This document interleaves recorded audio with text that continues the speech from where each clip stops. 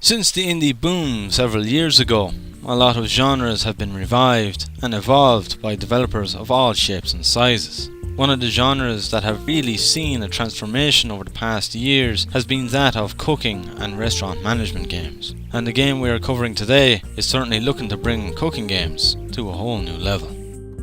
Cook Serve Delicious 2 is the sequel to the 2013 critically acclaimed Cook Serve Delicious.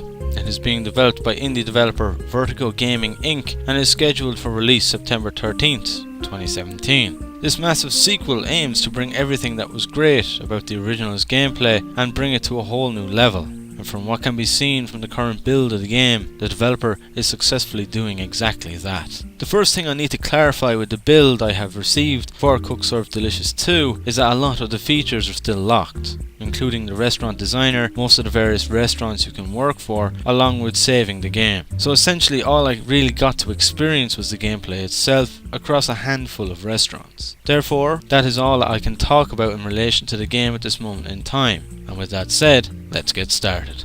The restaurants that I got to play include a hot dog restaurant, a Pizza Hut style establishment, and an all-you-can-eat seafood buffet, and a high-end gourmet steakhouse, just to name a few. The more basic restaurants, such as the hot dog shop and the pizza shop, would be considered the learning curve eateries, with less and more basic recipes. The gourmet steakhouse, on the other hand, is a bit more complex in recipes, along with having a bigger menu, increasing the variety of customer requests.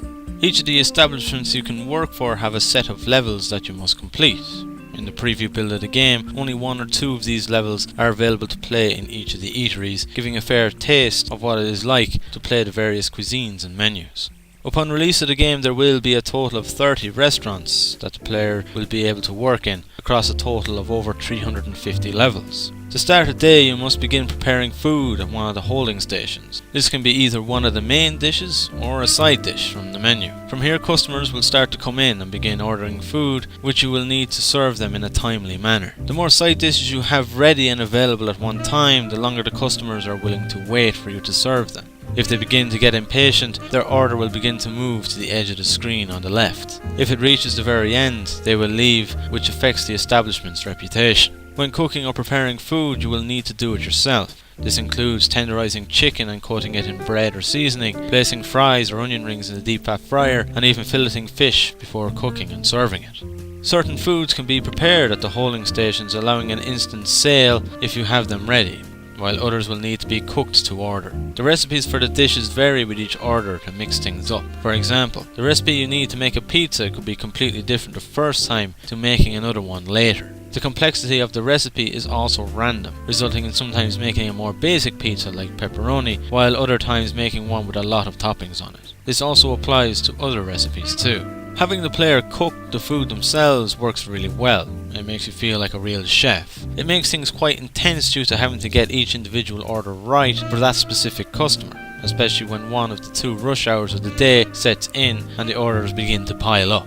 It's a bit overwhelming when you first begin playing, ever more so for those who haven't played the original. But once you get into the swing of things and learn the ingredients, it really gets exciting and is a lot of fun to play.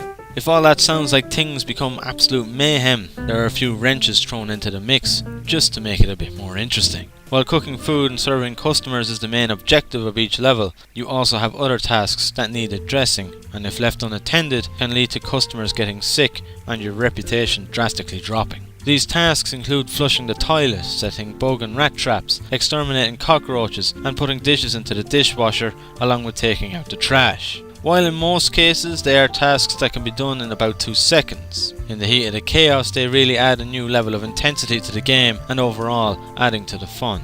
At the end of the day, you are given your statistics on how you did, along with being awarded medals depending on your performance. In order to receive a bronze medal, you will need to have less than 8 average or bad customer ratings. For silver, you will need to have less than 4, and for a gold, you must have no average or bad customer ratings at all for the whole level. Rewards are given for getting the medals, but as to what they currently are is unknown due to them not being available in the current build I played.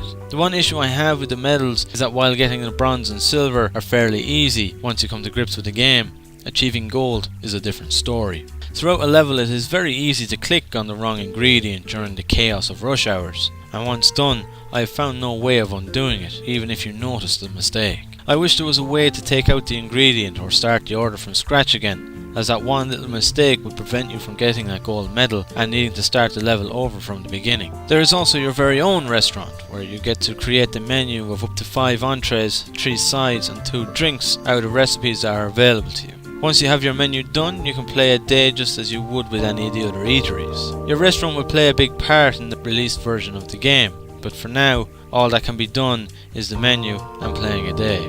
Overall, the preview build of the game has done exactly as it should, and that is getting me extremely excited for the game's release. I've played a few of these styles of cooking games across various platforms, but Cook Serve Delicious 2 is quickly turning into my favourite. It is fast paced, extremely in depth, and has a ton of replayability to each of the levels. Even after playing all the levels present in the preview build, I still kept returning to them again and again, attempting to get that shiny gold medal. It wouldn't be a game for everyone due to the extremely fast pace and tight time management needed to play efficiently. But for those that like that rapid style of gameplay or fans of the original game, there is plenty of enjoyment to be found.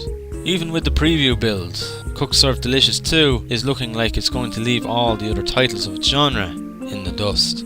Thank you very much for watching, and until next time, thank you and have fun.